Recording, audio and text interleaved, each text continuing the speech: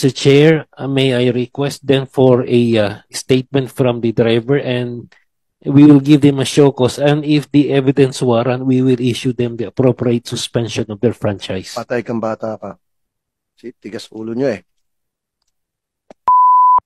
Mr. Chair, may I be recognized? Yes, sir. Based on the existing policy, it should be the TNC, meaning to say it's Grab or any other existing TNC, ang mag-absorb ng 20%. It should never be the driver. Okay, meron ba tayo driver dito ng Grab? Do we have one? Okay, Mr. Mopas, Chairman TNVS with the Philippines. Now, sino nag-absorb ng 20% discount para sa student or sa senior citizen or sa PWD? Kayo, driver, or yung Grab? Thank you, Mr. Chair.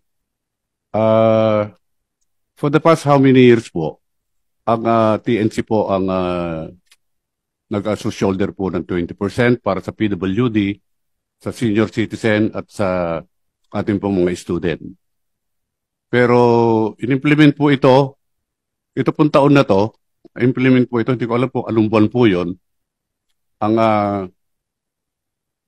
nag-shoulder po ang mga drivers na po ngayon ng Oh, TNVS. kailan lang po ito?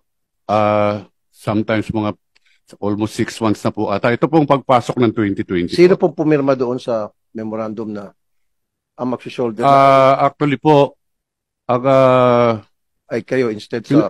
pinalabas po ito, sinabi po ito sa aming comms. Sino nagpalabas po? Ang Grab po. Sa Grab po kami, ang unang nag-com po sa amin dahil ang dominant po kasing TNC ngayon sa Grab. Okay. Pero nung umpisa pa po nito, nung pre-pandemic pa po hanggang pumasok po yung mga ibang TNC natin, ang Grab po ang dominant na Okay. ride-hailing po. Okay, so dati, sabi nyo, for so many years, how many years na ang nag-shoulder ay yung Grab? Ngayon, TNC. Ngayon, kayo pinag-shoulder na sa kayo, mga driver. Doon sa 20% discount para sa PWD, senior citizen students. Tama? Did I hear it right? Yes, Your 6 Honor. months ago lang. Yes, Your Okay. Honor. Grab, anong nangyari, sir?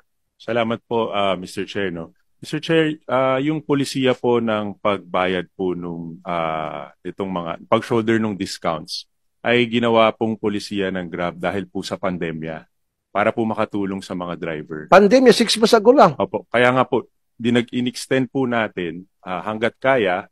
At ngayon po, alinsunod po kasi sa batas, ang tanong po sino nag-shoulder nung fees for the discounts. Alinsunod po sa batas, ang driver po. So kaya po hanggat kinaya po ng kumpanya. Alin sunod sa batas? Anong batas yun? Pakibanggit. Sa PWD law po. Hold on, Mr. Chair. Ano po namin.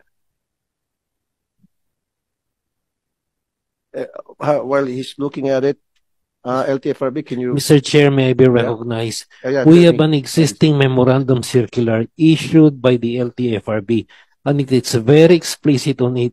Before we award them the franchise, nandun na po yun. The 20% discount shall be shouldered by the TNC regardless of whether it's Grab or any other TNC. Yan po ang batas na pinapatupad namin sa LTFRB. And they are bound by that law because before they are given the franchise, nandyan na yung memorandum circular na yun. So hindi sila sumunod doon sa franchise agreement. I would assume, So sir. anong multas dapat dito? So yan, nakita mo na face-to-face. Naglabag sila ng franchise agreement nila for the past 6 months. Mr. Chair, may I request then for a statement from the driver, and we will give them a show cause, and if the evidence warrant, we will issue them the appropriate suspension of their franchise. Patay kang bata ka. Si tigas ulo nyo eh.